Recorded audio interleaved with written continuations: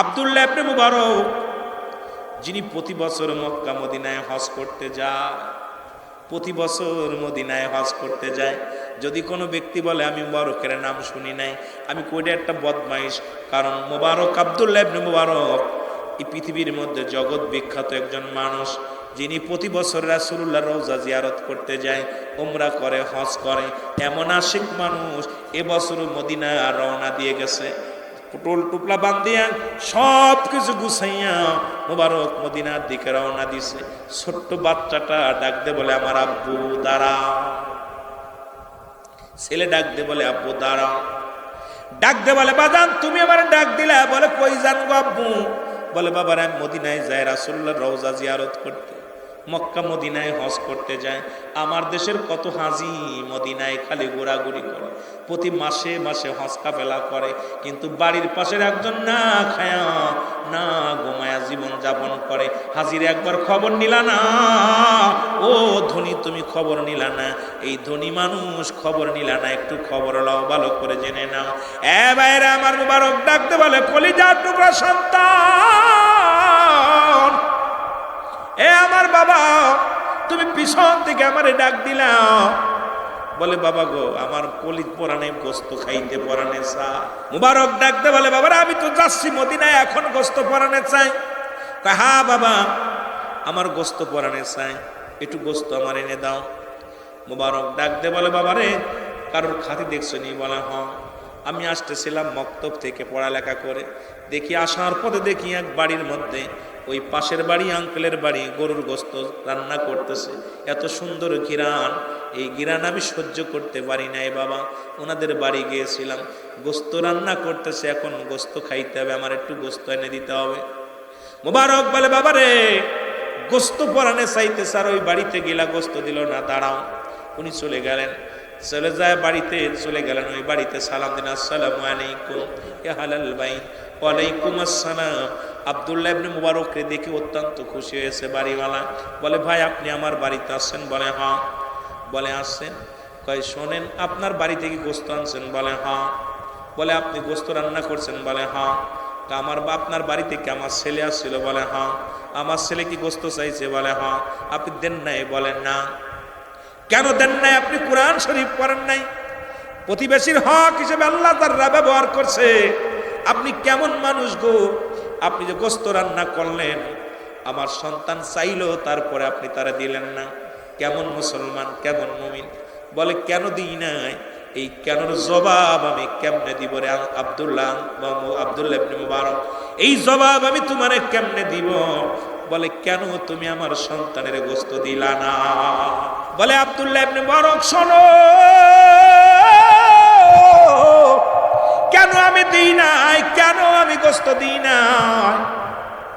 আমার ছোট ছোট মাসুম বাচ্চাগুলো অনাহারে আছে, খোদার যন্ত্রণা। এ আমার ভাইয়েরা, আমার বন্ধুরা, আমার ছোট্ট মাসুম বাচ্চা আমার ঘরের মধ্যে আছে, একটা সপ্তাহ কোনো খানা নাই রে। সন্তানেরা ক্ষুধার যন্ত্রণায় কান্দে। আব্বু প্রতিদিনের ন্যায় আমি ব্যাগ নিয়ে বাইর হয়ে যাই, শহরে কাজের জন্য যাই, কোনো মানুষ আমারে কাজ দেয় না। আমি দাড়িওয়ালা, টুপিওয়ালা, বুড়া মানুষ বলে আমার কেউ কাজে নেয় না। যারা ইহুদিরা কাজে নেয় না, আমি কাজ পারবো না বলে কেউ আমারে কাজ দেয় না। সন্তানের খাবার খাওয়াইতে পারি না।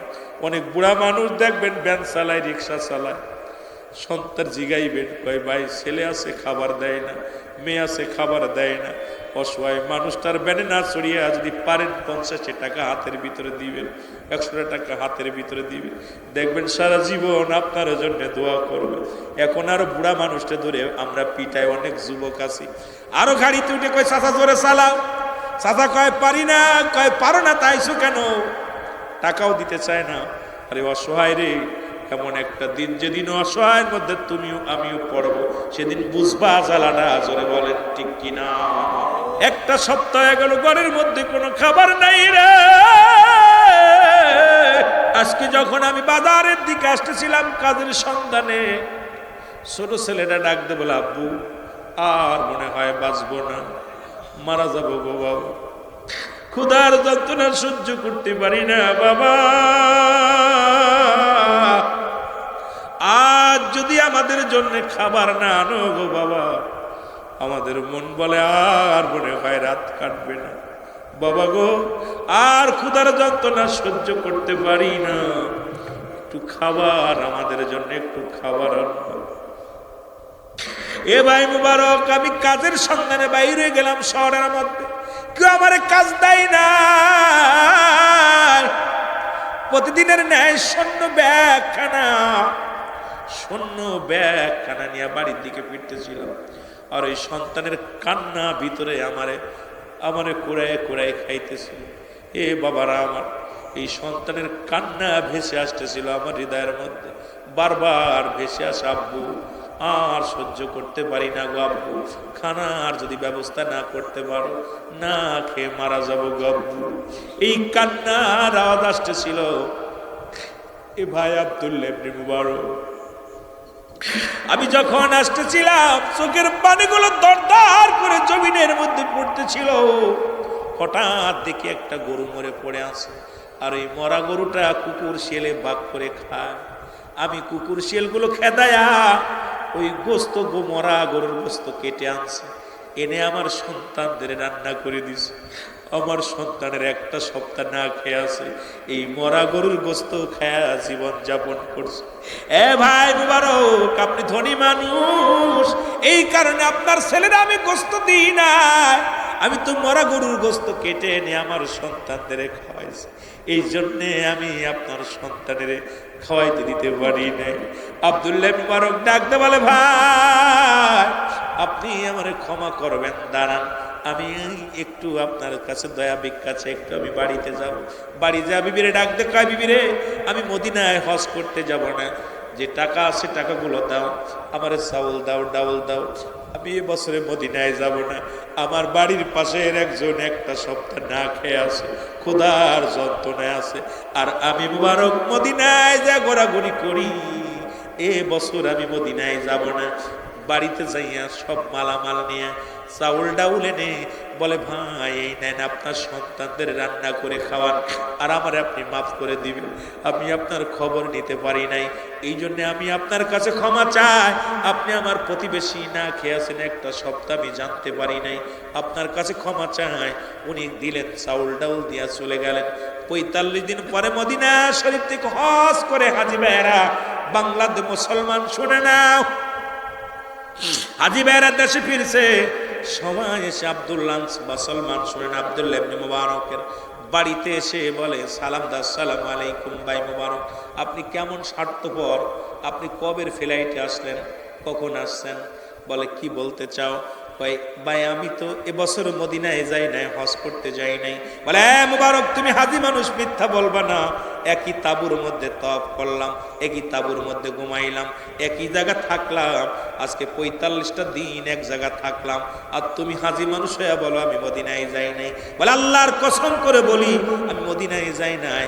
কয়, মিথ্যা বলেন কেন? একই জায়গা ঘুমাইলাম, একই জায়গা খাইলাম, দৌড়াদৌড়ি করলাম, আপনি মিথ্যা বলেন কেন? গভীর রাত্রে রব্বে কারিম স্বপ্নের মধ্যে দেখায় দেয়, মুবারক রে, ও মুবারক শুনে রাখো, তোমার দানটা আমি এমন ভাবে কবুল করেছি, এই বছরে যত হাজি ভাইয়েরা মদিনায় আসছে, যত মক্কা মদিনায় আসছে, সকল হাজির হজ আমি রব্বে কারিম তোমার দানের ওসিলায় সব হাজির হজ আমি রব্বে কারিম কবুল করে নিছি। এ মুবারক, তোমার সাজাইয়া গোটা তোমার মহল্লা থেকে যত হাজি গিয়েছিল সবার মাঝে নামাজ পড়াইছি, সবার মাঝে ঘোরাঘুরি করাইছি, সবার মাঝে রাসূলুল্লাহ রওজা জিয়ারত করাইছি। সুতরাং মুবারক রে, তোমাকে সবাই দেখছে, তুমি কাউকে দেখতে পারো না, তোমাকে সবাই দেখে দেখে তোমার প্রতি মহব্বত বাড়ছে রে মুবারক। আমার বাবারা আমার, আজকে আমার দেশের অনেক টাকাওয়ালা বাড়িওয়ালারা, অনেক গাড়িওয়ালারা এইরকম মনে করে আল্লাহরে বুঝি কিনে নেওয়া যাবে, এত সহজ না বাবা। আমার দেশের অত অনেক অসহায় মানুষ আছে, তাদের সহযোগিতা করার দরকার আছে কি না? একদিন মরিয়ম আলাইহিস সালাম ডাকতে বলতেছেন ঈসা আলাইহিস সালামকে, বাবা ঈসা, আমার কিছু ফল খাইতে মন চায়।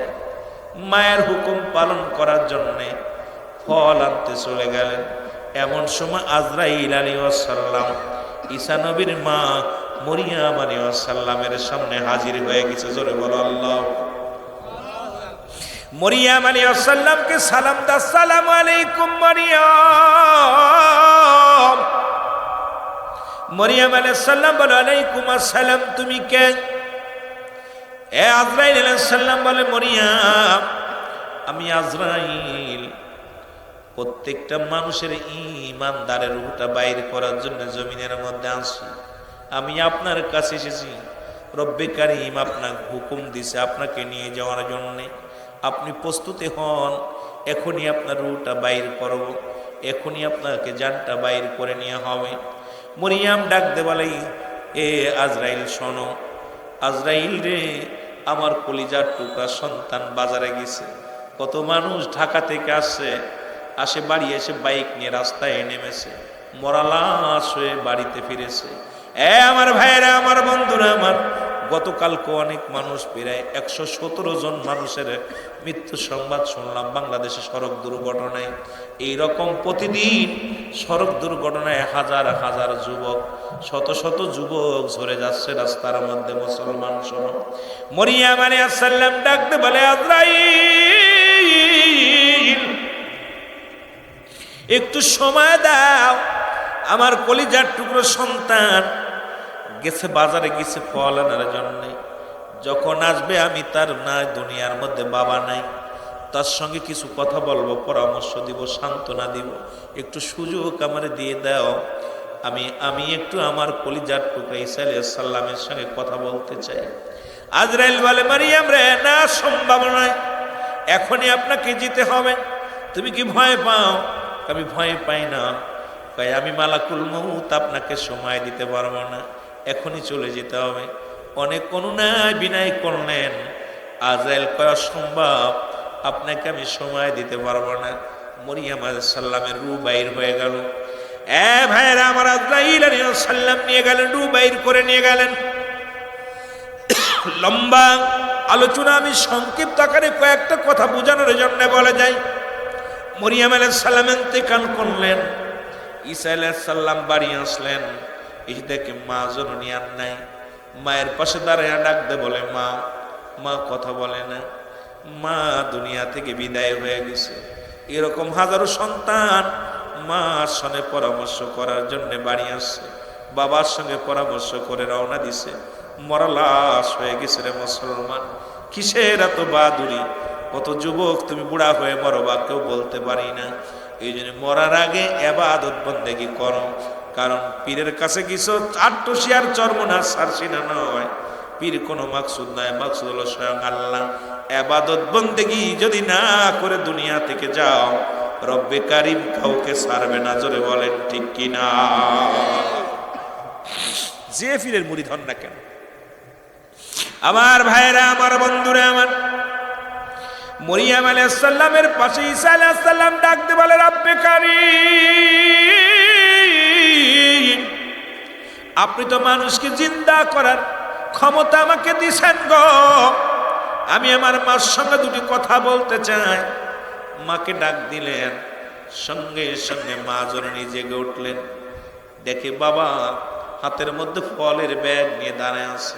বলে মা, মা ডাক দে বলে বাজান রে, ফল আনছো? বলে হ্যাঁ। তাড়াতাড়ি দাও। ঈসা আলাইহিস সালাম বলে মা গো, আর দুনিয়ার ফল তোমার নসিবে নাই, কারণ তুমি বিদায় হয়ে গেছো। তোমার জন্য জান্নাতি ফল অপেক্ষা করে মা গো, এটা দুনিয়ার ফল, আর তুমি খাইতে পারবা না। বলে বাবা রে কি বলো? বলে হ্যাঁ মা। কয় মা গো, আমি তোমারে জাগাইছি, শুধু জানতে চাই তোমার সঙ্গে আজরাইল আলাইহিস সালাম কি রূপ ব্যবহার করছে, এটা শুধু জানার জন্য আমি তোমারে জাগাইছি। মরিয়াম আলাইহিস সালাম ডাকতে বলে বাবা ঈসা, এই পৃথিবীর মধ্যে তোমাকে যখন দুনিয়ার মধ্যে ওই ডেলিভারি হওয়ার সময় মায়ের গা থেকে যত রক্ত পানি প্রবাহিত হয়ে যায়, কত কষ্ট হয়।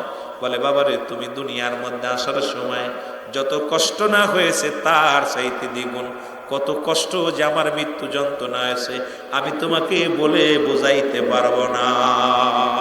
আমার আল্লাহ বলে ডাকতে বলে আজরা জিবরিল, তাড়াতাড়ি যাও, আমার ঈসা নবীর জানে আসো তার মাল লগে কি ব্যবহার হয়েছে। জিবরিল আমিন আগমন করলেন, সালাম দা, আসসালামু আলাইকুম। ওয়ালাইকুম আসসালাম। ডাকতে বলে আজরাইল তুমি আসছো? বলে জি আমি আসছি। আগে বলো আমার মার সঙ্গে মার রুহটা তুমি কেমনে বাইর করেছো? বলো হুজুর আপনি জানেন তো আমি আজরাইল এত বড় দানব, জমিনের মধ্যে থাকে আমার পা, আসমানে থাকে মাথা। এই সারা পৃথিবীর পানি যদি আমার মাথায় ঢেলে দেওয়া হয়, এক ফোঁটা পানি জমিনের মধ্যে পড়বে না। আমি এত বড় দানব। জোরে বলো আল্লাহু আকবার। আমার ভাইয়েরা, আমার বন্ধুরা, আমার ঈসা নবী ডাকতে বলে আজরাইল আগে বলো গো আমার মা রুটা তুমি কেমনে বাইর করলা? ডাকতে বলো হুজুর আপনার মায়ের রুটা মায়ের বুকে দুধ খাইতে খাইতে সন্তান যেমনি ঘুমায় যায় ঠিক এই রূপ আপনার মায়ের রুটা বাইর করেছে। ডাকতে বলে ঈসা নবীর মা মরিয়ম আলাইহিস সালাম চিৎকার দিয়ে বলে ঈসা রে এই মৃত্যু যদি এত কঠিন হয় রে বাবা ঈসা, আমার মৃত্যুটা এত কঠিন হয়েছে আমি মনে করেছিলাম আমি জীবিত মানুষ, আমার গায়ের চামড়াটা যেন টান দেখে ছিঁড়ে নিছে, ছিঁড়ে নিয়ে লবণার মরিচ লাগাই দিলে যতটুকু যন্ত্রণা হয় তার চাইতে অধিক পরিমাণ যন্ত্রণা আমি অনুভব করেছি রে বাবা, এখনো গার যন্ত্রণা যাই নাই। এ আমার ভাইয়েরা, আমার বন্ধুরা, আমার এত সহজ মৃত্যু যদি এত কঠিন হয়, কত মানুষের জানাজা পড়াইলা, কত মানুষের দাফন দিলা গো,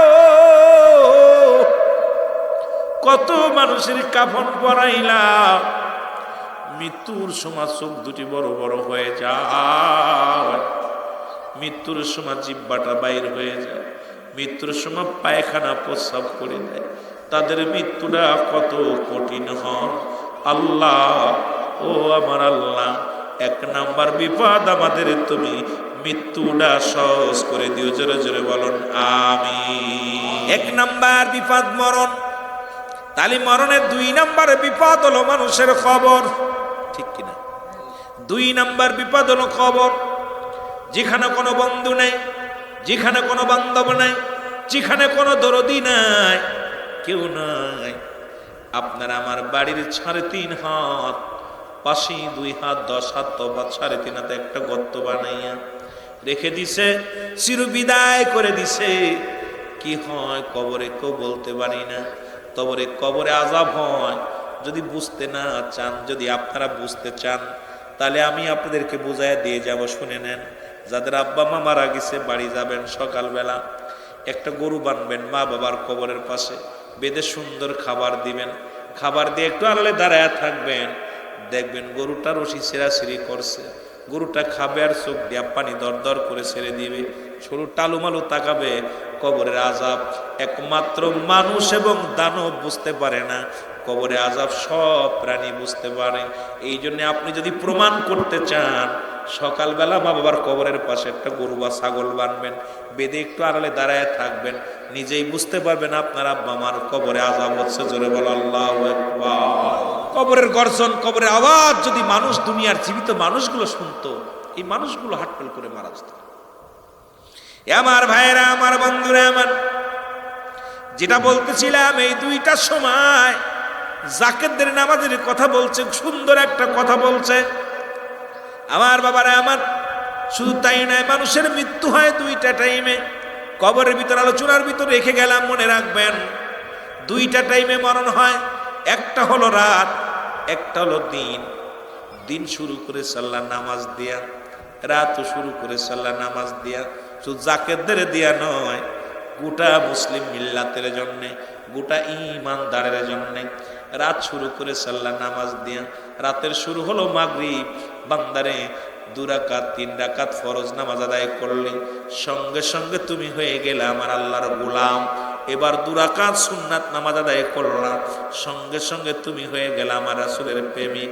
এখন তুমি যদি জাকের হর, ফাকের হর, মৌলবী হর, মুন্সি বলো, যদি তুমি ফরজ নামাজ যদি আদায় না করলা, আল্লাহর সঙ্গে সম্পর্ক থাকলো না। সুন্নাত আদায় করলে না, রাসূলের সঙ্গে সম্পর্ক থাকলো না। রাতের মধ্যে যদি তোমার মরণ হয়ে যায়, জিম্বাদার কে হবে? আল্লাহও নিব না, রাসূলও নিব না। তোমার অবস্থা কি হবে? আমলিকের লোক না, বিএনপির লোক না, এখন কোন দলে যাবা বুঝে নাও। জোরে বলেন ঠিক কিনা? রাত শুরু করে আল্লাহ নামাজ দিয়ে, দিন শুরু করে আল্লাহ নামাজ দিয়ে। বান্দারে দিনের শুরু হলো ফজর, 2 রাকাত ফরজ সুন্নাত নামাজ আদায় করলাম। সঙ্গে সঙ্গে তুমি হয়ে গেলে রাসূলের প্রেমিক। 2 রাকাত ফরজ নামাজ আদায় করলাম, তুমি হয়ে গেলে আল্লাহর গোলাম। এখন দিনের বেলা যদি মরণ হয়, 2টা টাইমে যেহেতু মরণ, 2টা টাইমে রাতও নামাজ দেয়া, দিনও নামাজ দেয়া, মরণও 2টা টাইম হয়, রাত্রে না হয় দিনে। জোরে কোন ঠিক কিনা? সুতরাং তুমি নামাজ দেওয়া শুরু করো নাই, বেনামাজি হয়ে মৃত্যুবরণ করলা রাতে। নামাজ দেওয়া দিন শুরু করো নাই, বেনামাজি হয়ে মৃত্যুবরণ করলা দিনে। এ বান্দা শুনে নাও, রাত দিনের মধ্যে যদি তুমি মারা যাও, তুমি হয়ে গেলে রাসূলের প্রেমিক, আল্লাহর গোলাম। এখন নামাজ সুন্নাতও পড়ো নাই, ফরজও পড়ে নাই, তুমি কোন দলের লোক? এবার নিজের বিবেকটারে তুমি নিজেই বুঝায়া দাও।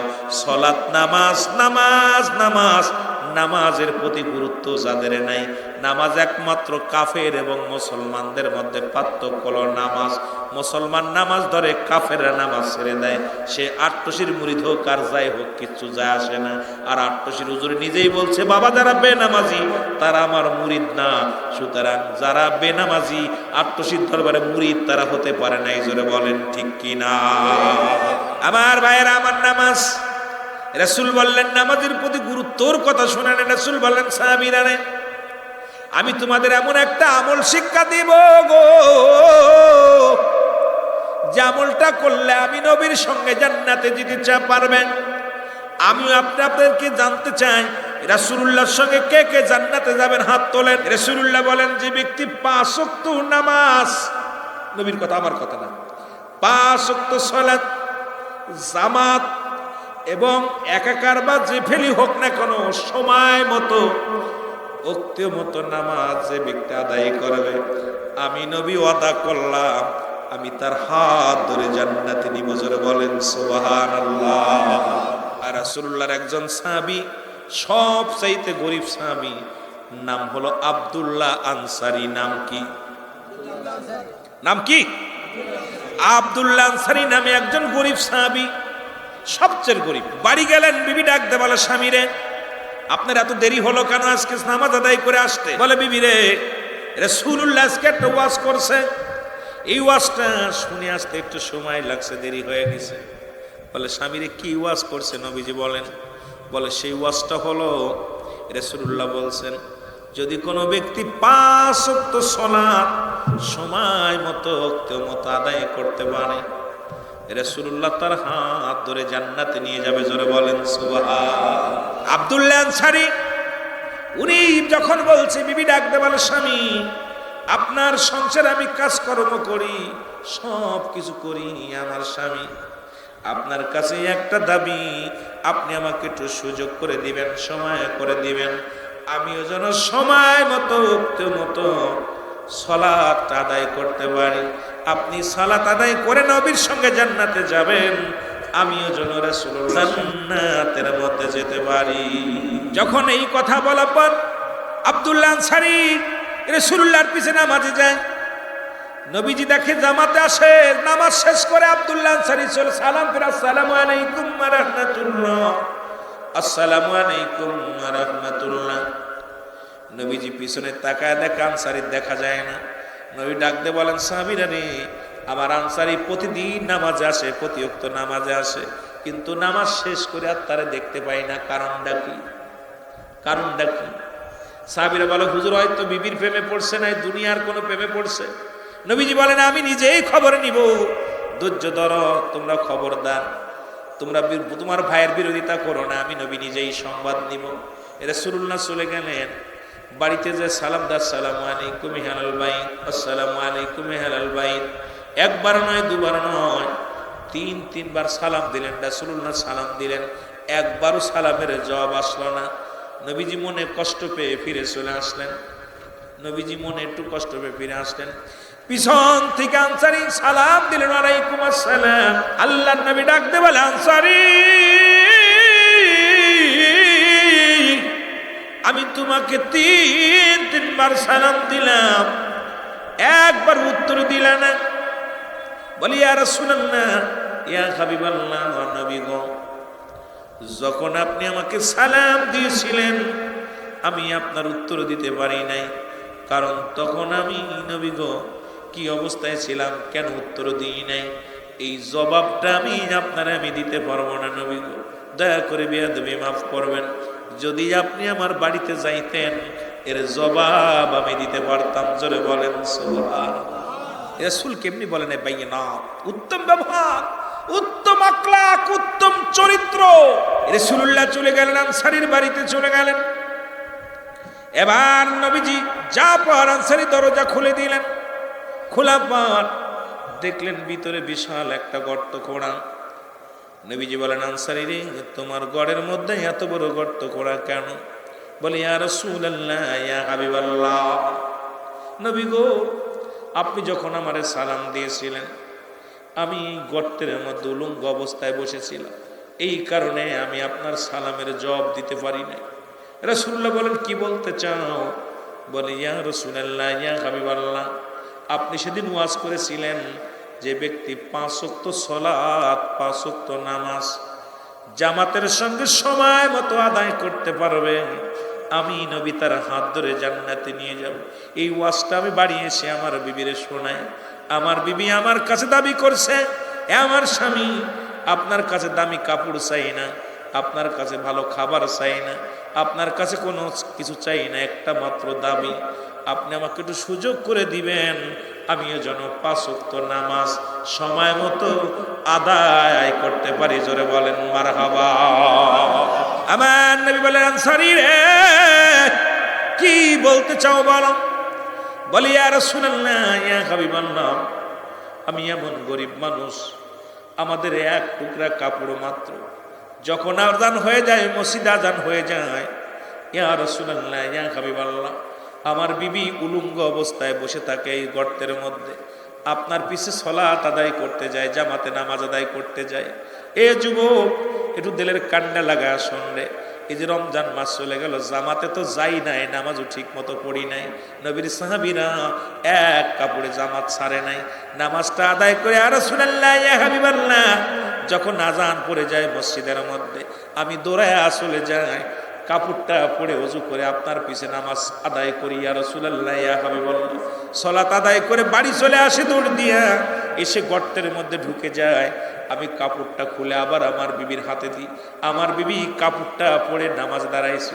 ইয়া রাসূলুল্লাহ, ইয়া হাবিবাল্লাহ, আপনি যখন আমারে সালাম দিয়েছিলেন তখন আমি উলঙ্গ অবস্থায় গর্তের মধ্যে বসেছিলাম, আমার বিবি কাপড় পরিধান করে নামাজ দাঁড়াইছিল, এই কারণে আমি আপনার সালামের জবাব দিতে পারি নাই।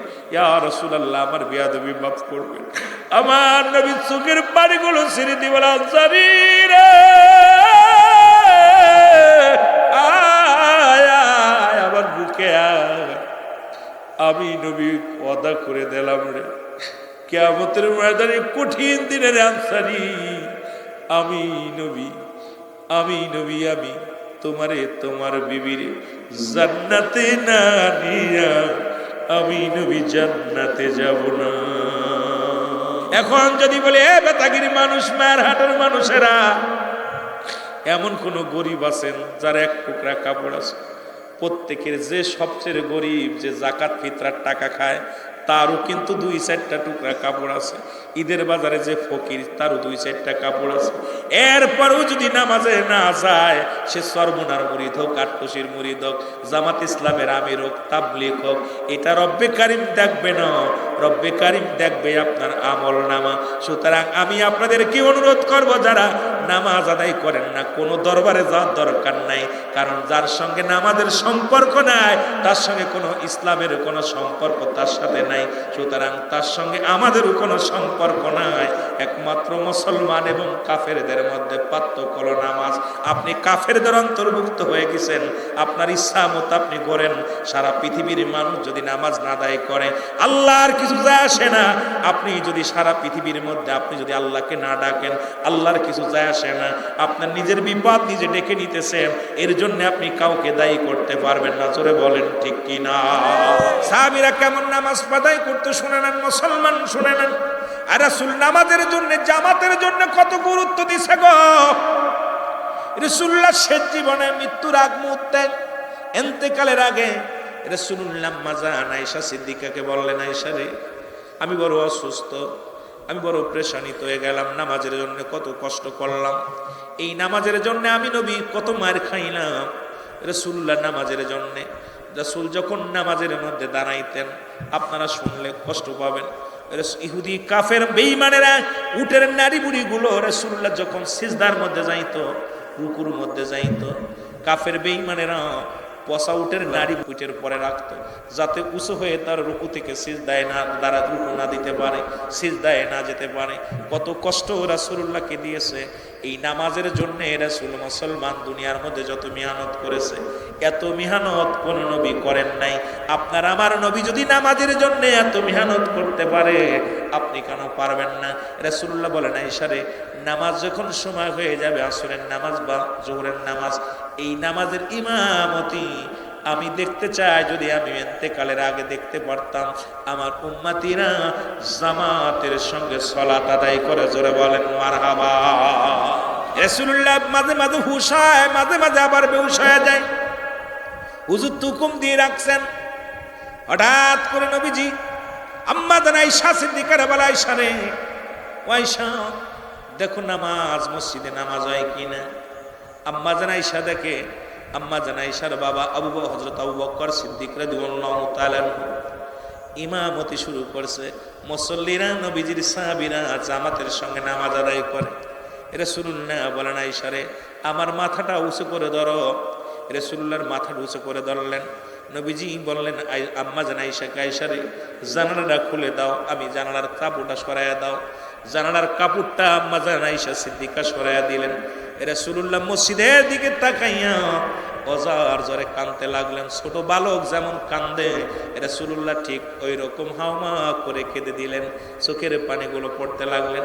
আম্মা জান আয়েশা সিদ্দিকা মনে করছে আব্বা জান, আমার আব্বা জান ইমামতি করে। একেতে আম্মা জান আয়েশার আর বুঝতে বাকি নাই, যেহেতু ইমাম পরিবর্তন হয়েছে, রাসূল আর দুনিয়ার মধ্যে বেশি দিন থাকবে না, নবীজি বিদায় নিয়ে নেবে। যেহেতু এই রাসূল বেঁচে থাকতে ইমাম পরিবর্তন, সুতরাং আর পৃথিবীর মধ্যে রাসূলুল্লাহ হয়তো দুনিয়ার মধ্যে বেশি দিন থাকবে না। এরপরে রাসূল যেহেতু কাঁদছে, হয়তো রাসূল মানতে পারে না সে জিন্দা থাকতে আমার আব্বা জান ইমামতি করতেছেন, এটা বুঝি রাসূলুল্লাহ মানতে পারে নাই, এই জন্য মনে হয় কাঁদছে। অনেক কিছু মনের ভিতরে ভাবনা ভাবছে।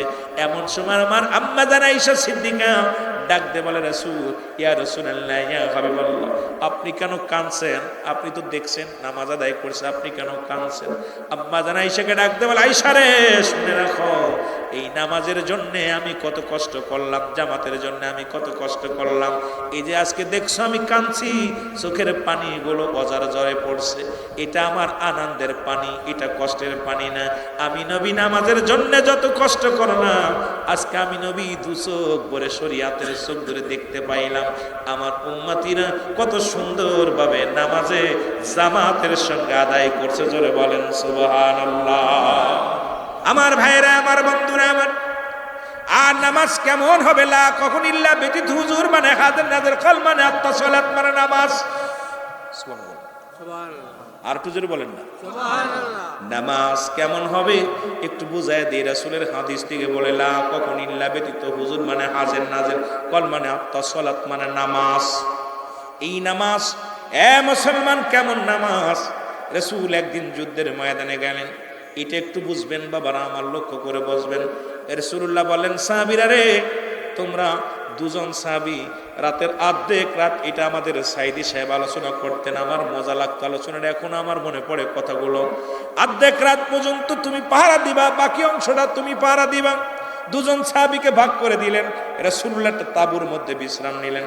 রাত যখন অর্ধেক হয়ে গেল, এক সাহাবী ডিউটি শেষ, আর এক সাহাবী ডিউটির মধ্যে গেছেন। এমন সময় চিন্তা করে, আরে রাত তো 12টা বেজে গেল, শুধু শুধু রাত জেগে লাভ কি, আমি নামাজের মধ্যে কাটায় দিব, কত মজা নামাজের মধ্যে কাটায় দিব। নামাজে দাঁড়ায় গেছে, সূরা কিরাত পড়ে এমন ভাবে নামাজ আদায় করতেছেন। শত্রুপক্ষ চিন্তা করছে, নিশ্চিত মনে হয় শত্রুপক্ষ চিন্তা করছে এটা গাছ না মানুষ, এটা দূর থেকে এটা তীর মারছে, তীরটা উরতের ভিতরে ঢুকে গেছে, ঢুকে এপার ওপার হয়ে তীর হয়ে ঢুকে গেছে, বিদ্ধ হয়ে গেছে। এমন সময় আর একটা তীর যখন মারছে, তীরটা বুক বরাবর আসছে। নবীর সাহাবী চিন্তা করছে, তীরটা আসিয়া যদি বুকের মধ্যে লাগে মারা যাব, আর মারা গেলে শত্রুপক্ষ সুযোগ পেয়ে যাবে, রাসূলুল্লাহকে আক্রমণ করবে। নামাজটা সঙ্গে সঙ্গে ছেড়ে দিচ্ছে, শত্রুপক্ষ পালায়া গেছে। এবার নবীজি ঘুম ভাঙছে, সাহাবীও একটু চিৎকার মারে নাই, ও অবস্থায় বসে আছে। যখন নবীজির ঘুম ভাঙলেন, উঠে দেখে সাহাবী দাঁড়ায় আছে, সাহাবীর রক্ত ঝরতে সুরত দিয়া। নবীজি বললেন, সাহাবীর ঘটনাটা কি? বলে, ইয়া রাসূলুল্লাহ ইয়া হাবিবাল্লাহ, ইয়া রাসূলুল্লাহ ইয়া হাবিবাল্লাহ। তীর লাগছে, নবীজি দেখতে লাগলেন। বলে, কেমন করে লাগলো? বলে, ইয়া রাসূলুল্লাহ ইয়া হাবিবাল্লাহ, আপনি ভিতরে বিশ্রাম নিতেছিলেন, আমরা ডিউটি করতেছিলাম, জাগিয়া পাহারা দিতেছিলাম। এত মজা লাগছে যে শুধু শুধু জেগে লাভ কি, আল্লাহর নৈকট্য হাসিলের জন্য নফল ইবাদতের মধ্যে ঢুকে গেছিলাম। ইয়া রাসূলুল্লাহ, নামাজে দাঁড়ায় এত মজা পাচ্ছিলাম, নামাজ শুধু মন চাইছিল কিরাত পড়ি, সূরা পড়ি। ইয়া রাসূলুল্লাহ ইয়া হাবিবাল্লাহ, এই কারণে যখন নামাজের মধ্যে দাঁড়ায় আছিলাম, শত্রুপক্ষ তীর মারছি। ইয়া রাসূলুল্লাহ ইয়া হাবিবাল্লাহ। আর একটা যে আমার নবীজি বলে, কেন তুমি নামাজে দাঁড়াইলা, আর কেন ছেড়ে দিলে না? বলে, ইয়া রাসূলুল্লাহ ইয়া হাবিবাল্লাহ, আল্লাহর কসম করে বলতেছি, নামাজে এত মজা পাইছিলাম, নামাজে এত তৃপ্তি পেয়েছিলাম, যদি আপনি তাঁবুর মধ্যে না থাকতেন, শত্রুপক্ষ হানা দিবে, আক্রমণ করবে, এই আশঙ্কা যদি না থাকতো, আমার জীবনটা যদি চলে যেত, নামাজ আমি ছাড়তাম না, কারণ নামাজ আমি মজা পেয়েছি। জোরে বলেন মারহাবা। এই জন্য আমি আপনাদেরকে বলি, সালাত নামাজ আদায় করবেন, একবার নয়, দুবার নয়, বেশি থেকে 82 বার তাগিদ দিছে নামাজের জন্য কোরআন শরীফের মধ্যে। এই নামাজে যত্নবান না হন, নামাজের প্রতি যদি আপনাদের গুরুত্ব না থাকে, আপনি মুসলমান বলে দাবি করতে পারেন না। আমি আবারও বলি, এক ওয়াক্ত নামাজ কাজা দিলে, 80 খুতবা পরিমাণ জাহান্নাম, যার 1 খুতবা পরিমাণ হলো 2,88,00,000 বছর। যুবক ভাইরা যারা আছেন, এবার ক্যালকুলেটর ধরেন, জীবনে কত নামাজ ছেড়ে দিয়েছেন। আরে নামাজ তো কাজা আদায়, কি আদায় করবেন? 1 ওয়াক্ত নামাজ কাজা গেলে যদি 80 খুতবা পরিমাণ জাহান্নাম হয়, 1 খুতবা পরিমাণ হলো 2,88,00,000 বছর। 2,88,00,000। আপনার জীবন তো জাহান্নামে সব চলে যাবে। কয়দিন? যুবকরা, কত নামাজ ছেড়ে দিছ, কত নামাজ ছাড়ছো? 1 ওয়াক্ত নামাজ ছাড়া দিলে তার 1 খুতবা পরিমাণ হলো 2,88,00,000 বছর। এবার ক্যালকুলেটর ধরেন দি, জীবনে কত নামাজ ছাড়ছে। এ বান্দা, দুনিয়ার মধ্যে রব্বুল আলামিন আসমান যেমনি বানাইছে, এমনি তোরে বানাই না।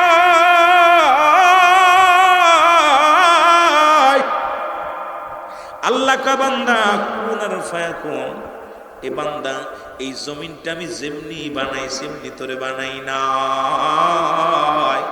ও বান্দা, আসমানটারে যেমনি বানাইলাম এমনি তোরে বানাই নাই। এই ফেরেশতারে যেমনি বানাইছি এমনি তোরে বানাই নাই। বান্দার কত দাম, বান্দার কত দাম, আপনাদের কত দাম। আল্লাহ কায়, বান্দা, আসমান জমিন যেমনি বানাইলাম এমনি তোরে বানাই নাই। বান্দারে, আমার নিকটবর্তী সব সময় ইবাদত বন্দেগী করে ফেরেশতারা, তাদের যেমনি বানাইছি এমনি তোরে বানাই নাই। বান্দারে, আমি তোরে বানাইছি আমার কুদরতির হাত মুবারক দিয়া। জোরে বলেন মারহাবা। কেউ খবর নেই। এই যে রমজান মাস চলে গেল, রমজান মাসটা চলে গেল। আমি আল্লাহর কসম করে বলি, আমি 13 রোজায় আমি খুব অসুস্থ। হঠাৎ করে আমার প্রতিষ্ঠান মা আমেনা সিদ্দিকিয়া মডেল মাদ্রাসায় হঠাৎ করে গেছি। হঠাৎ করে আমার কেন যেন মন চাইলো আমি একটু ঘুরে আসি। ঘুরতে গেছি, 2টা বাড়ি আমার প্রতিবেশী, যায় দেখি চাউল ভাজছে। চাউল ভেজা নিয়ে 7 জন মানুষ চাউল ভেজা নিয়ে বসে আছে। আমি কান্না ঠেকায় রাখতে পারি না। চাউল ভেজে নিয়ে বসে আছে আর পানি হাতে নিয়ে। তা 3-4টা মহিলা মানুষ, মোট 7 জন মুরব্বী মানুষ। তা মুরব মানুষ আপনাদের দিকে কি কলা জানি না, বিছে কলা না কলার ভিতরে বিসি আছে, ওই একটা কলা নিয়ে বসে আছে আজানের অপেক্ষায়। তারপরে 12 থেকে 13 মিনিট আছে। আমার হঠাৎ করে বাড়িতে না যেয়ে আমি হঠাৎ করে মোটরসাইকেলটা টান দিয়ে নিয়ে গেছি আমার বন্ধুর বাসার পাশে। আমার কেন যেন মন চাইলে ওনার বাড়িতে, আমার এর আগেও একবার গেছিলাম, আপনি দরিদ্র মানুষ, যা দেখি বসে আছে আজানের অপেক্ষা। আমি সালাম দিলাম, দিলে পরে বলতে শুনি এগুনের মানে দুইটা ছেলে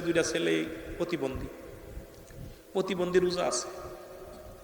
রোজা আছে। আমি বললাম কি ভাই আপনি কি মনে আছেন? আমি আলহামদুলিল্লাহ। কি খাইছেন? তো ওইটা সামনে রয়েছে কিন্তু আমি দেখছি, দেখা পরে আমি না দেখার বান করে আমি বলছি ভাই কি দিয়ে ইফতার করবেন? কয় হুজুর ইফতার করে যান। আমি ইফতার করবো, একটা ছাত্র আপনারা দিলেন না আমার মাদ্রাসায়, আপনাদের এলাকাতে আর কি ইফতার করবো, বড়ইয়ের মানুষ, গ্রামটা হলো বড়ই বাড়ি, কি ইফতার করবো? তা করছে ভাই ইফতার করেন। আমি করছি আপনাদের সাথে ইফতার করবো। বসার পর এখন ওই বাড়িওয়ালা আমার বলতে মৌলা সাহেব বসেন সামনে। বাড়িওয়ালা ছেলেরা বলতেছে এই তুতা নাম, বলছে বাজান ওই দোকানে যে দুটো বিস্কুট নিয়ে আসো, বলো আব্বা কালকে টাকা দিয়ে দিবে না, টাকা দিয়ে দুটো বিস্কুট নিয়ে আসো। আমি দেখা চোখের পানি ছেড়ে দিছি, ঠেকাতে পারি নাই যে আমি কতগুলো। তারপরে আমি বললাম ভাইজান এখন তো আমি কিছু দিতে পারতেছি না, 500 টাকা পাঠাচ্ছিল দিয়ে দিলাম। বললাম আমি আগামীকাল আপনাদের মাঝে আসবো। আসার পর শুনতে পাইলাম এই 13টা রোজার ভিতরে গেছে, 13টা রোজার ভিতরে একটু মাছ কপালে জোটে নাই। 13টা রোজাগুলো রোজা রাখছে। একটা ছাগল পোষে, ছাগলের একটু দুধ হয়, মুরব্বি দুটো দুধ হয়, মানে ওয়াটার, এটা দিয়ে খায়, পানি করে এটা দিয়ে খায়। আর এই 13 দিনের ভিতরে ওনাদের কপালে জুটছে এটা মুড়ি কিনবে, মুড়ি কেনার টাকা নেই, প্রতিবন্ধী মানুষ, অথচ তার বাড়ির পাশে 1তলা 2তলা বাড়ির অভাব নেই। আমি জড়ায় ধরে বুকের ভিতর নিয়ে আমার চোখের পানিটা আমি ঠেকাইতে পারি না। এই মানুষগুলো পরে টাকা নেবে না, ভাই আপনি দোয়া আইছেন, আপনার এইটাই বড় পা। এইরকম অসংখ্য মানুষ আছে যারা চক্ষু লজ্জায় আপনাদের সামনে আসে না, আমার সামনে আসবেন, আপনার সামনে আসবেন। এগুলো আমাদের দায়িত্ব, তাদের খোঁজ নেওয়া, খবর নেওয়া। আমি মুসলমান, কয়দিন বাঁচবো দুনিয়ার মধ্যে, কয়দিন বাঁচবো? রব্বে কারিম তো ধনী গরিব বানাই দিছে খালি বোঝার জন্যে, যে বান্দাগুলো দেখি সম্পদ পায় আমার ভুলে যায় কিনা। এই বান্দাগুলো গরিব আছে, গরিবের হক আদায় করতে পারেন। কত টাকা আপনি উড়াইতেছেন আমার যুবক ভাইয়েরা, হাজার টাকা আপনারা নষ্ট করেন, মোবাইলে মহিলাদের পিছে খরচ করেন। একটু মহল্লা ঘুরবেন, ঘুরে দেখবেন কোন মানুষটা দরিদ্র আছে, কোন মানুষটা অসহায় আছে, কোন মানুষটা দেখবেন যে সপ্তাহ চলে যাচ্ছে, মাস চলে যাচ্ছে, মাসে একদিন, বছরে এমনও মানুষ আছে বছরে একদিন একটা গোস্ত বরানো হয়, ওই কুরবানির ঈদে 1 পিস গোস্ত, এই মাসের বছরের ভিতরে আর গোস্ত জোটে না। আপনি তাকে যখন পাশে যে দাঁড়াবেন, ওই মানুষটা যখন আলহামদুলিল্লাহ বলবে, রব্বে কারিম এত খুশি হবে, আপনার জিন্দেগির বরবাদ আমলগুলো যত বদামল ছিল সব মাফ করে দিয়ে আল্লাহ আপনার নাজাতের ব্যবস্থা করে দিবে। সুবহানাল্লাহ। কিন্তু আমরা আসলে খুব কষ্টের মধ্যে আছি যে আমাদের ভিতরে কেন যেন অমানুষ ঢুকে গেছে। আমাদের ভিতরে মানুষত্ব বলতে কিছু নাই, মানবতা বলতে কিছু নাই। এই যদি আমাদের অবস্থা হয় দাদু ভাই, ধনী গরিব বিচার হাসরের ময়দানে, অধিক কিয়ামতের ময়দানে আমরা যারা আজকে ধনী আছি, ধনী মানুষকে সেদিন দুর্বল করে দিবে। যারা এই দুর্বল মানুষগুলো তাদের সবল করে দিবে, তাদেরকে আল্লাহ এরকম করে দিবে। এই জন্যে আমরা যে দুনিয়ার জিন্দেগিতে আনন্দে আছি, একবার চিন্তা করবেন যে এই দুনিয়া থেকে চিরস্থায়ী না, ক্ষণস্থায়ী না, সব কুল্লুমান আলাইহা ফান, সব শেষ করে দিবে রব্বে কারিম। এই মাটিগুলো পুরায় তামা বানায় দিবে, এই মাটিগুলো পুড়ে তামা হবে।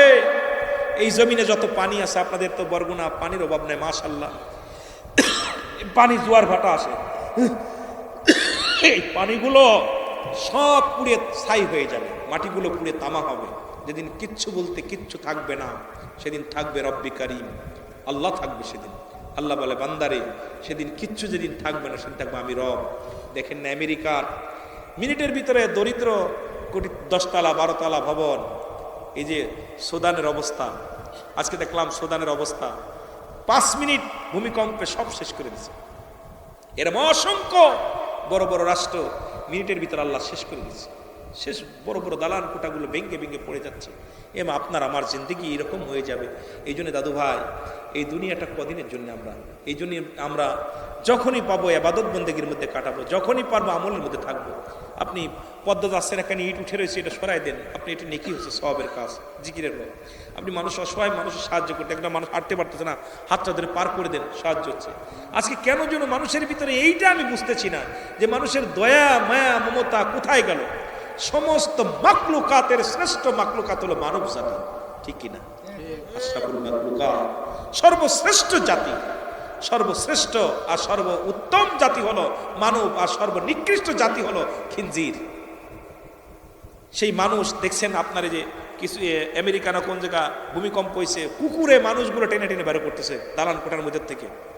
এই দালানগুলোর ভিতর থেকে বাচ্চাগুলো কুকুরে উদ্ধার করতেছে। কুকুর কি করতেছে, ওর ভিতর পা ঢুকায় দিয়ে দিয়ে টেনে টেনে বের করতেছে জীবিত মানুষগুলো। আমি আশ্চর্য হয়ে গেলাম। আর আমার দেশে কালকে একটা গাড়ি অ্যাক্সিডেন্ট হয়েছে ব্রাহ্মণবাড়িয়া, দেখলাম ওখান থেকে মানুষের কান ছিঁড়ে ছিঁড়ে বলতেছে, মানুষ যারা জীবিত তারা সাংবাদিকরা বলছে আমরা জীবিত মানুষ, আমাদের কানের তার কান থেকে খুলে টান দিয়ে ছিঁড়ে নিয়ে চলে গেছে, হাত থেকে বয়লাগুলো খুলে নিয়ে গেছে, কয় আমাদের গায়ের বালাব যতগুলো অলংকার ছিল মেয়েরা বলতেছে সবগুলো টেনে হিসড়ে, আমরা জীবিত মানুষ তো আমাদের তা সব নিয়ে চলে গেছে। মরা মানুষ, অথচ 17-18 জন মানুষ মারা গেছে, সেই মানুষগুলো লাশ পড়ে আছে, পানি পানি বলে কাতরাচ্ছে, মানুষের হাত নাই পা নাই, এই মানুষগুলো সহযোগিতার জন্য যান নাই, কিন্তু অথচ যে যেরকম পারছে সেই রকম নিয়ে যাচ্ছে। কেউ গাড়ির আপনার ফ্যানগুলো খুলে নিয়ে যাচ্ছে, দেখলাম ফ্যানগুলো খুলতেছে, কেউ এসে কাজ খুলে নিয়ে চলে যাচ্ছে। আমি আশ্চর্য হয়ে গেলাম যে মানুষ অ্যাক্সিডেন্ট হওয়ার পর মানুষ কত নিকৃষ্ট হয়ে গেছে। মহিলারা বলতেছে আমরা অসহায়, যখন অ্যাক্সিডেন্ট করছে মেয়েরা তো একটু দুর্বল থাকে, সবাই তো হাট করে লেগেছে, কয় আমরা অনেক হুঁশ আছে, আমাদের কানের তাগুলো টানতে টানতে কান শুধু ছিঁড়ে ছিঁড়ে নিয়ে চলে গেছে, 4-5টা মেয়ের কান্দে রক্ত বাইরেছে। করছে আমাদের কানের তাগুলো বালাগুলো কানের কান থেকে, এগুলো মানুষ। কবর কিন্তু ভয়ঙ্কর মুসলমান। কবর বলতে বোঝায় মানুষের মৃত্যুর পর থেকে শুরু করে কিয়ামত পর্যন্ত জগৎটাকে বলা হয় কবর, যেখানে আপনার আমার চিরস্থায়ী ঠিকানা হবে, যেখানে সেটার নাম হলো কবর। নাম্বার 3 হলো কিয়ামতের ময়দান, যেদিন কেউ কারণ নয়, বন্ধু বান্ধব কেউ পাবেন না, আপনজন বিবি আপনার পর হয়ে যাবে, বন্ধু আপনার পর হয়ে যাবে, ছেলে আপনার পর হয়ে যাবে, মেয়ে আপনার পর হয়ে যাবে। এই দুনিয়ায় যাদের জন্য আপনি যাদের জন্য এত কষ্ট করলেন কেউ আপনারা নয়, কারণ এই জিন্দেগির মধ্যে যাদের জন্য ঘুষ খাইলেন সুদ খাইলেন, আল্লাহর কসম করে বলি আজকে বাড়ি যেয়ে বিবিরে বলবেন বিবিরে আমি তো হারাম খাই, তুমি কি এর ভাগ নিবা? বিবি কয় আমি ওইটা বুঝি না, তুমি আমার বিয়ে করছো, কেমনে খাওয়াইবা কি করবা তুমি ভালো জানো, পাপের ভাগ নিতে পারবো না। ছেলে বলবে বাবা গো তুমি আমার জন্ম দিছো, তুমি কেমনে খাওয়াইবা কেমনে পড়াইবা তুমি জানো, পাপের ভাগ আমি নিব না। সুতরাং সম্পদের ভাগ সবাই নিবে, দুনিয়ার মধ্যে সবাই ভাগ নিয়ে ভাগাভাগি নিয়ে ব্যস্ত থাকবে, পাপের ভাগটা কেউ নিবে না। এই জন্য দুনিয়ার সম্পদ খাবে লোকে, আর আপনার দেহ খাবে পোকে। পৃথিবীর মধ্যে এমন সতীত্ব আমানতদারি ছিল, আজকে 90% মেয়ে 90% ছেলে আমানতদারি নাই। এই যে 2টা জিনিস যে ব্যক্তি হেফাজত করবে, রাসূলুল্লাহ তার হাত ধরে জান্নাতে নিবে। অনেক ওয়াজ কলম, আজকে যে ওয়াজ করছি গল্প করে এই ওয়াজ 2-4 ঘন্টা করা যেত। ওয়াজটা হলো যে ব্যক্তি 2 গালের মধ্যবস্তু জিহ্বা, 2 পায়ের মধ্যবস্তু লজ্জাস্থান, পুরুষলিঙ্গ স্ত্রীলিঙ্গ, এই 2টা ব্যক্তি যে ব্যক্তি হেফাজত করবে, রাসূলুল্লাহ তার হাত ধরে জান্নাতে নিবে। সুবহানাল্লাহ বলেন। কি সুন্দর কথা বলছে রাসূলুল্লাহ, যে 2টা ব্যক্তি হেফাজত করতে পারবে। তখন চিঠিটা নিয়ে উজির এসে বলে হুজুর যদি আপনি অভয় দেন তাহলে আমি চিঠিটা পড়তে পারি। বলে পড়ো। বলে হুজুর 1 নাম্বার আমানত, সতীত্বর আমানতদারি একটা মেয়ে পাইছি, কয় আলহামদুলিল্লাহ। 2 নাম্বার পৃথিবীর শ্রেষ্ঠ রূপবতী, আলহামদুলিল্লাহ। 3 নাম্বার পৃথিবীর শ্রেষ্ঠ আমলদারি, আলহামদুলিল্লাহ। 4 নাম্বার হুজুর কে কি বলবনি হুজুর, অব্বাই দিলে বলতে পারি। বলো। কয় হুজুর এটা জেলের মেয়ে। আমি হলাম প্রধানমন্ত্রী, রাষ্ট্রের প্রধান, আর আমি একটা জেলের মেয়ে বিয়ে করব? চিঠিটা সুরে মারছে, মারলে যে চিঠিটা যায় সুরে পড়বে তো পড়বে, ওই জালের গার মুখে যে পড়ছে, জালে চোখের পানিগুলো ছেড়ে দেবে। আল্লাহ আমি তো চেয়েছিলাম বাদশাহ পয়গম্বর সুলাইমানের সঙ্গে আমার মেয়েটা বিয়ে দেবো, আমি একজন আল্লাহওয়ালা জামাই পাবো, আমার জানাজা পড়বো। দেখেন মেয়ের কত বাবার স্বপ্ন, আর আমাদের বাবাদের স্বপ্ন ছেলে দাঁড়ায় প্রসাব করবে, আহা ছেলে টাকাওয়ালা হবে। আর মেয়ের বাবা বলছে আল্লাহ আমার স্বপ্ন ছিল বাদশাহ পয়গম্বর, উনি নামাজি আমলদারি, সুলাইমান পয়গম্বর যদি আমার জামাই হয় উনি আমার জানাজা পড়বে, উনি আমার কবরের পাশে দোয়া করবে। আমি তো কিছু দুনিয়ার সম্পদের জন্য পাগল হইনি, আমি আমার মেয়ের প্রস্তাবটা নিয়ে এসেছিলাম, যদি এমন একটা জামাই পায় আমি সারা জীবন কবরে শুয়ে আমি সব পাবো। আমি কবরে শুয়ে একটা গাছ না সৎকায় জারিয়ার মতো। আল্লাহ আমার আশাটা কি পুরো, আমার মেয়েটা এত আমানতদারি, এত আমলদারি, এত রূপবতী, আমার কি স্বপ্ন পূরণ হবে না? মেয়েটা বাবা চোখের পানি ছেড়ে কাঁদতেছে, কাঁদতে কাঁদতে চলে গেছে বাড়ি। মেয়েটা বলে, আব্বা কাঁদছেন কেন? মারে, বাদশা পায়গম্বার সুলাইমান পায়গম্বার তোর চিঠিটা টানতে ফেলে দিচ্ছে, অনেক ওয়াজ, কথা বলতে গেলে 2 ঘন্টা লাগবে, এই জন্য গল্প করে বলতেছে। চিঠিটা মারবে তো মারবে, আমার মুখে সুরে মারছে। বলে, বাবা গো আপনি কেন চিঠি নিয়ে গেছেন? আমরা জেলের মেয়ে, আমি গরিব মানুষ। মারে, আমার জানা মতে এই রাষ্ট্রের মধ্যে তোমার মতো রূপবতী মেয়ে আর কেউ নাই। 2 নাম্বার, মারে, পৃথিবীর মধ্যে কোনো পুরুষ তোমার চেহারা দেখে নাই।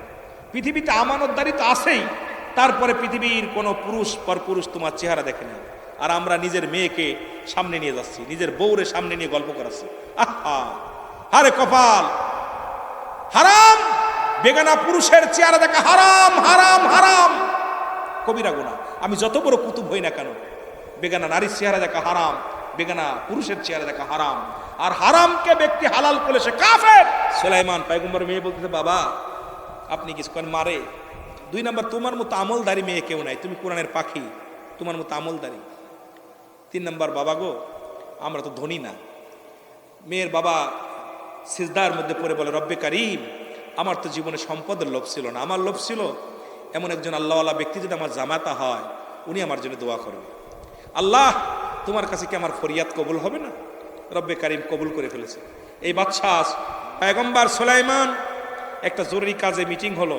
মিটিংয়ের ভিতরে উনার আল্লাহ পাক মজুদের একটা আংটি দান করেছিল। একটা আংটি ছিল, একটা সিংহাসন ছিল, কথা বুঝেন? এই সিংহাসন দিয়ে সারা পৃথিবী ঘুরে ঘুরে দেখত। পেট্রোল লাগতো না, ডিজেল লাগতো না, হাওয়ার গাড়ি হাওয়ায় চলে, তেলের গাড়ি তেলে চলে, বিনা তেলে চালায় গাড়ি নবী সুলাইমান। আমরা সেই মুসলমান, আমরা তথ্যে মুসলমান। পয়গম্বর সুলাইমান আংটিটা থুয়ে উজু করতে গেছে, এই সুযোগটা একটা দুষ্ট জেনে দেখে ফেলছে। দেখলেই আর এই আংটিটা যে হাতে নিবে তারই ওই পাওয়ার শক্তি বেড়ে যাবে, ওই মজুদা তার এসে যাবে। দুষ্ট জিনি দেখে, জিনটা দেখা দৌড়ে যায়, আংটিটা নিয়ে উজির কাছ থেকে আংটিটা দাও, সিয়ারা সুরত দইরা একদম বাদশা সুলাইমানের পয়গম্বরের সুরত দইরা যায়, আংটিটা নিয়ে সঙ্গে সঙ্গে যায় রাজ সিংহাসনে বসে বলতো যে, একটা জরুরি এলাম, আমি বাদশা সুলাইমান বলতেছি, একটু পরেই দেখবেন আমার সিয়ারা সুরত ধরে একজন লোক আসবে, হুবহু আমার মতো দেখতে। দুষ্টজেন বলতেছে, এই লোক আসে বলবে আমি আসল সুলাইমান, তারে ধরে পিটাবেন, সে আমার রাষ্ট্র দখল করার জন্য আসতেছে, যে পাবেন তারে পিটাবেন, জম্মের পিটানো, পিটায় খেদাবেন। এই কথা বলার পর ঠিক কিছুক্ষণ পরেই দুষ্ট জিন বয়া যখন সবার সামনে বসে আছে, সুলাইমান পয়গম্বর সে আসল সুলাইমান বাথরুম তাই উজু করে কয়, উজির আংটি দাও। হুজুর এই কেবল নিলেন? কেবল নিছি মানে, কেবল নিলাম মানে? হুজুর আপনি তো কেবল নিয়ে চলে গেলেন ভিতরে। আপনি আবার কোন তালেন? কয় ওই দৌড়ে ওই বাচ্চা সুলাইমান যেই দুষ্ট জেনে দেখে, ওই যে সেই নকলটা এসে গেছে, ধরো। জনগণ দইরা সুলাইমানটা এমন মারিছে আসলটারে, মাইরা একদম ড্যাব ডিবে করে রাস্তায় ফেলে দিয়ে আসে, ফেলে দিয়ে আসো। মরে নাই, ওখানে পড়ে আছে। জাইলে মাছ ধরে যখন নদী থেকে আসতেছে, দেখে একটা যুবক পড়ে আছে রাস্তার করে, ওনাকে হাতাশিং করে বাড়ি নিয়ে গেছে। বাড়ি নেওয়ার পর ওই দিন হুশ ফিরছে, কিন্তু ওনার সেই জ্ঞান নাই। উনি কে? উনি যে বাদশা সুলাইমান, ওনার আর মনে নেই। যেটা সুলাইমান পয়গম্বর যেই ওদিন নিয়ে গেছে, ওদিন মাছ এত পরিমাণ পাইছেন, ওনারে থুয়া মার বলছে, ভালো করে সেবা যত্ন করে থুয়া নদীতে গেছে, খালি মাছ আর মাছ পাইছে। চিন্তা করে, কিরে এই যুবকটা তো ভাগ্যবান, এরে পাইলাম, আজকে মাছ বেশি পাইছে। এইরকম করতে করতে করতে মাছ ধরে ধরে অনেক মাছ পাওয়া শুরু করলো। হঠাৎ করে চলে আসবে এমন সময়, হঠাৎ করে কিছুদিন চলছে, সময় চলে যাওয়ার পর, মাস গেছে বা কয়েক মাস যাওয়ার পর, জেলের চিন্তা ভাবনা বলতেছে বা হুশ ফিরছে, করছে, বাবা আমার ছেড়ে দেন, আমার তো এখন আমি আমার দেশে যাবো। কয় দেশ কোথায়? আমি আমার জেনে যাই যাবো, আমি আপনার কাছে থাকবো না, চলে যাবো। বাবা আমি যাবো, আপনি যে একটা কথা বলবো, কথাটা যদি রাখতেন। বলে কি কথা? কয় বাবা আমাদের বাড়ি কয়জন বলেন দি? আমাদের বাড়ি আপনার 2 জন, একজন হচ্ছে আপনি আর একজন আপনার স্ত্রী, আমার কাকি আম্মা। বলে না বাবা আমাদের বাড়ি আর একজনও আছে। বলে কে? কয় বাবা আমার একটা কন্যা আছে। কয় কি? আমি 6 মাস আপনার বাড়িতে আপনার কন্যা আছে? 6টা মাস আর আমাদের 3 দিন থাকলে জায়গিরির লোক হাত ধরে বাগে যায়, জোরে কোন ঠিক কিনা? 3 দিন থাকলে 6 মাস পড়তে গেলে হাত ধরে বাচ্চা কাচ্চা হয়ে যাচ্ছে, কি অবস্থা! অথচ 6 মাস একটা যুবক বাড়িতে আছে, ওই বাড়িতে মেয়ে আছে, এটাও যুবক জানে না। বলছে কি বলেন? কয় হ্যাঁ আমার একটা মেয়ে সন্তানও আছে, শুধু আমি আর সে না। বাবারে আমার মেয়েটা চাইছিলাম এই দেশের বাদশাহ সুলাইমান পয়গম্বর সাহেব বিয়ের প্রস্তাব দিয়েছিলাম, তা বাবা প্রত্যাখ্যান করছে গরিব মানুষ বইলা। তা আমার মেয়ে 1 নাম্বার আমানতদারি, 2 নাম্বার রূপবতী, 3 নাম্বার আমলদারি, সব ঠিক আছে বাবা। যে 5টা 4টে গুণ চাই তার ভিতরে 3টা 4টে গুণ আছে, আর কিছু নাই। তো এই জন্য আমার মেয়ের বিয়ে হয় নাই বাবারে। তা আমার মন চাচ্ছিল বাবা তুমি যদি আমার মেয়েটার বিয়ে করতে তাহলে আমার আর এটা আশা, তুমি যেহেতু আমলদারি খুব নামাজ পড়ো বুজুর্গ মানুষ, তা আমার তোমারে বাবা আমার মন চাচ্ছে তুমি যদি আমার মেয়েটার বিয়ে করতে তা আমি দিতাম তোমার সঙ্গে। করছে সুলাইমান পয়গম্বর তখন চিন্তা করছে বয়সও শেষ, আর আমার ঠিকানা আমি নিজেই জানি না, মাথাতে ঘুরে গেছে, কোনেই বা যাবো, বিয়ে করি। রাজি হয়ে গেছে, বিয়ে করবো। বিয়ে ওই দিন বিয়ে হয়ে গেছে, বাসর হবে। তা কইছে বাবা আজকে তো বিয়ে হলো, চলেন একটা কাজ করি, আজকে মাছ ধরতে যাব। মাছ ধরতে যাব, আজকে যে মাছটা পাবো বড় মাছ, ওই মাছ দিয়ে আজকে আমরা রাত্রে রান্নাবাড়া করে খাবো। মাছ মারার জন্য রওনা দিছে। নদীর ভিতরে যায় 2 শ্বশুর জামাই নদীতে মাছ মাতার, ওই ভালো জিনের সর্দার উনি দেখেছে সুলাইমান পয়গম্বর সাগরে মাছ ধরতে। কিরে সুলাইমান পয়গম্বর সাগরে, ঘটনা কি, কারণটা কি? দেখে আসলাম সুলাইমান পয়গম্বর সিংহাসনে বসে আছে, আবার এখানে দেখি সাগরে, কারণটা কি? ভালো জিন শুরু করছে দৌড়। দৌড়ে যায় দেখে নকলটা বসে আছে সুলাইমান পয়গম্বর সাজে। আর ওই নকল জিন কি করছে, দেশের মধ্যে যত মারামারি হট্টগোল বাঁধায়, খালি ভালো মানুষগুলো খালি ধরে ধরে বিদায় করতেছে, খারাপ মানুষগুলো খালি রাখছে। লোকজন খুব কাঁদতেছে। ভালো জিন যায় বলে আপনাকে কি হয়েছে? আরে ভাই পয়গম্বর সুলাইমান এই 6 মাসে শেষ করে দিল রাষ্ট্রটারে। কারণ ভালো মানুষগুলো ধরে ধরে পিটায়, জেলে ভরতেছে, খারাপ মানুষ খালি ওনার কাছে আনতেছে। ওনার কি হয়েছে কারণ কথা বলে না, খালি যারে তারে মেরে ওঠে, যারে তারে ধরে ওঠে, বড় বিপদে আছে। দাঁড়াও যায় দুষ্ট জেনে দাবড়, এই বদমাইশ দাঁড়া। আসল জিনি ভালো জিনি দাবড় দিলে দুষ্ট জেন উড়ে যাইতে যায়, দেখে যাইতে যাইতে আপনার ওই সাগরের মধ্যে যে আংটিটা ফেলে দিছে, আর ওই আংটিটা খাবে খাবে সাগরে বড় একটা মাছে খেয়ে ফেলছে। সুবহানাল্লাহ বলেন না? সাগরের মাছে খেয়ে ফেলছে। খাওয়ার পর এখন সুলাইমান পয়গম্বর জাল বাচ্ছে, সেই জালের ভিতর যায়া প্রথম মাছটা যে সেই বড় মাছটা বেঁধে গেছে। সুবহানাল্লাহ বলেন না? শ্বশুরে জাল উঠায় কয় বাজান আজকে আমার ভাগ্য ভালো, তোমার প্রথম দিন পেয়ে মাছ পেয়েছি, আজকে সাগরে বড় মাছটা ধরেছি, এই মাছটা দিয়ে আজকে হানিমুন হবে। সুবহানাল্লাহ বলেন না? বাড়ি আর মাছ ধরবো না, চলো। আয়া বাড়ি আয়া মেয়েরে বলছে মারে আজকে বড় মাছটা ধরেছি, আজকে এটা বিক্রি করবো না, আজকে এটা রান্না করবা তুমি নিজ হাতে, তোমার স্বামী খাবে, আমি খাবো, সবাই মিলে খাবো, এইটা দিয়ে। মেয়ে যখন মাছটা কুটতে গেছে, কুটতে যেই পোজ দিয়েছে, ওর ভিতর থেকে আংটি বাইরে গেছে। আংটিটা হাতের ভিতর নিয়ে চিন্তা করে আমার আব্বা গরিব মানুষ, দেওয়ার মতো কিছু নাই, আমার স্বামীর বাসর রাত্রে আমি আংটিটা হাতে দিব, আমার স্বামী বড় খুশি হয়ে যাবে। বাসর শুরু হয়ে গেছে। বাসর রাত্রে যায় স্বামী স্ত্রীকে বলতেছে তুমি কাউকে ভালোবাসতে? স্ত্রী বলতেছে হ্যাঁ আমি একজনকে ভালোবাসতাম। স্বামী আমি একটা ছেলেকে পছন্দ করতাম, আমার বাবার প্রস্তাব দিয়েছিলাম, কে এই দেশের বাস্তা প্রেসিডেন্ট, তাকে আমি মনে প্রাণে তবে আমি তাকে ভুলে গেছি, আমার প্রত্যাখ্যান করছে ভালোবাসা। আমি মনে প্রাণে তাকে ভালোবেসেছিলাম আল্লাহকে পাওয়ার জন্য, আমি দুনিয়ার জন্য নয়, কারণ আমি আমার মাওলাকে ভালোবাসি বেশি। তা সে যা চেয়েছিল তার ভিতরে আমার একটা গুণ কম ছিল, সেটা আমার বাবা দরিদ্র, এই জন্য আমার বিয়ে হয়নি। এ আমার স্বামী, আপনি আমার সুলাইমান পয়গম্বর, আমার আর কোনো পয়গম্বর লাগবে না, আপনি আমার সুলাইমান পয়গম্বর। সুবহানাল্লাহ বলেন না? স্ত্রী বলতেছে তা আমি সুলাইমান পয়গম্বরের ভালোবাসছিলাম যে আমি তাকে পেয়ে আমি জান্নাতে যাব, তাকে পেয়ে আমি আমলদারি হব, আল্লাহওয়ালা হব, এই চিন্তাধারায় তাকে আমি ভালোবেসেছিলাম। তখন বলতে স্বামী আপনাকে তোমার কিছু দেওয়ার নাই, বাসর রাত্রে আমার আপনাকে একটা জিনিস দান করব, সেই জিনিসটা হলো একটা আংটি। যেই সুলাইমান পয়গম্বরের ভিতরে আংটিটা হাতের ভিতর দিয়ে সংসার সুলাইমান পয়গম্বরের সমস্ত স্মৃতি শক্তি বেড়ে পায়ে বেশ পাঁচ সঙ্গে সঙ্গে এ বিবি আমি এখানে কেন? কি বলেন আপনি? কাজ আমি দেশের প্রেসিডেন্ট, আমি এখানে কেন? কি সব বিস্তারিত বলতে লাগলো। বলা পর বলে বিবি রে আমি তোমার প্রত্যাখ্যান রব্বে কারিম আমার সঙ্গে লিখে রাখছে, তুমি যে আল্লাহকে ভালোবাসো, রাসূলকে ভালোবাসো, আমিকে ভালোবাসো, আমি পয়গম্বরকে ভালোবেসছো, আল্লাহকে পাওয়ার জন্যে রব্বে কারিম আর সে লিখে রাখছে, এই জন্য আমার সঙ্গে তোমাকে মিলাইয়া দিছে, অনেক সাধনা করে তুমি আমাকে পেয়েছো। বিবি কয় স্বামী রে আমি তো আপনাকে পাইতেছি, আমি পেয়েছি আল্লাহকে পাওয়ার জন্য, আমি রাসূলকে পাওয়ার জন্য। আমার মা বোনেরা এই জন্য আপনাদেরকে অনুরোধ করবো, আবার সুলাইমান পয়গম্বর সব ফিরে ফেলেন, রাজ্যে গেলেন, সব কিছু আবার ফিরে ফেলেন। শুধু বিয়ে হলেন, সুলাইমান পয়গম্বর 80টা বিবি ছিল, ওর দেখলাম 80 জন বিবি ছিল, একজন দুইজন নেই। তার ভিতরে একজন ভাগ্যবতী বিবি, তিনি ছিলেন ওই বিবি জামিলা, সুন্দরী। সুবহানাল্লাহ বলেন, আর একটু জোরে বলেন। আমার ভাইয়েরা, যেটা জামিলা শব্দের অর্থই সুন্দরী, এটা সুন্দরী দেশের পৃথিবীর মধ্যে। তা আমার মাদেরকে বলবো, আজকে যারা ওয়াজ শুনতেছেন, আল্লাহর রাস্তে বিয়ের আগে বাবার কাছে, দাদার কাছে দাবি করবেন যে ওই ছেলেটা জেনারেল শিক্ষিত হোক, দুঃখ নাই, আপনার কাছে দাবি থাকবে, আব্বা আমার জামাইটা যেন হালাল খোর বান্দা হয়, আব্বা গো আমার জামাইটা যেন নামাজি হয়, আমার জামাইটা যেন একজন আল্লাহওয়ালা হয়, যেন ঘুষখোর, সুদখোর, গাঁজাখোর, মদখোর না হয়। এই দাবিটা করবেন বিয়ের সময়। আপনার বাবার কাছে, মার কাছে দাবি করবেন, বাবা মা আপনাদের কাছে আমার দাবি, একজন ভ্যান চালক, রিক্সা চালক হোক, বড় আলেম দরকার নাই যে আমি বড় আলেম, আলেম কয়টা পাবেন, আলেম তো নাই, একজন হালাল খোর ইমানদার বান্দা যদি আপনার কপাল জোটে, আপনার এই দুনিয়ার মধ্যে আপনার মতো শান্তিবান কোনো ওই ছেলে আপনার গায়ে হাত দিবে না।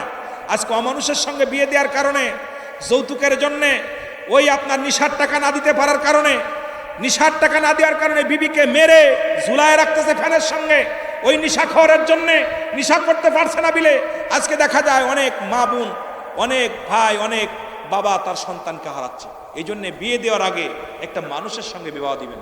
আজ ছেলেদেরকে আমি দাবি করব, আমার বাজানরা যারা আসির, যারা বিয়ে করিস নাই, আল্লাহর রাস্তায় একটা কালো মেয়ে বিয়ে কর, একটা গরিবের মেয়ে বিয়ে কর। আল্লাহর রাস্তায় যে মেয়েটা পর্দা করে, যে মেয়েটা জীবনে রাস্তায় নামে নাই, যে মেয়েটা বাজার ঘাট করে না, যে মেয়েটা পর্দার মধ্যে থাকে, কোরআন পড়তে পারে, নামাজ পড়ে, মা বাবার খেদমত করে, এমন একটা মেয়ে যদি তোর কপালে জুটে যায়, তোর বাবার খেদমত করবে, তোর মার খেদমত করবে, তোর সংসারে শান্তি আসবে, তোর সংসারের ভিতরে সুখ আসবে। এই জন্য বাবা তোদের কাছে দাবি করব, খালি সুন্দরী চামড়া দেখে ভুলে যাস না।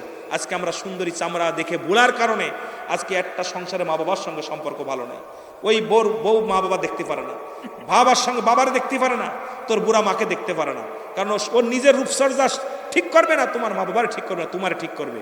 এই জন্যে যে সমস্ত মা বাবারা আছেন, ভাইয়েরা আছেন, আমার করজোরে দাবি থাকবে, সমাজ জাতিকে পরিবর্তন করতে হলে আমাদেরকে সচেতন হওয়ার দরকার আছে কিনা? এ জোরে বলেন, আছে কিনা? এই জন্যে বেগানা নারীর চেহারা দেখা হারাম, বেগানা পুরুষের চেহারা দেখা হারাম। এই বিধানগুলো যদি আপনারা মেনে চলতে পারেন, শান্তি আসবে বাবা। আমরা বক্তারা যতই ওয়াজ করি, অধিকাংশ বক্তার বাড়ি ঠিক নেই। কি দুঃখের বিষয়, অনেক বক্তার বিবি পড়তে হয়, অনেক বক্তার বউ 4-5টা, কোন বড় এক বোর খাবার দেয়, এক বোর খাবার দেয় না। অনেক বক্তা পরের বউ ভেঙে নিয়ে যাচ্ছে, অনেক পীর সাহেব পরের বউর হাত ধরে টানাটানি করে, অনেক বক্তার পীর সাহেবের বাড়িতে ক্যামেরা টিভি চলতেছে, আবার এসে ক্যামেরার বিরুদ্ধে ওয়াজ করে। অনেক এই যে সমাজ, এই জন্য পরিবর্তন নিজে যেটা না করি আরেকজনে বলা যাবে না, আমাদেরকে পরিবর্তন হতে হবে। দাদু ভাই, ওয়াজ করে লাভ নাই, শুনেও লাভ নাই, আমাদেরকে আমল করতে হবে। আমি আপনাদের কাছে করজোরে দাবি করবো, এত কষ্ট করে বসে আছেন এখানে যারা, আজকে যে কথাগুলো শুনলেন, আমল করার চেষ্টা করবেন।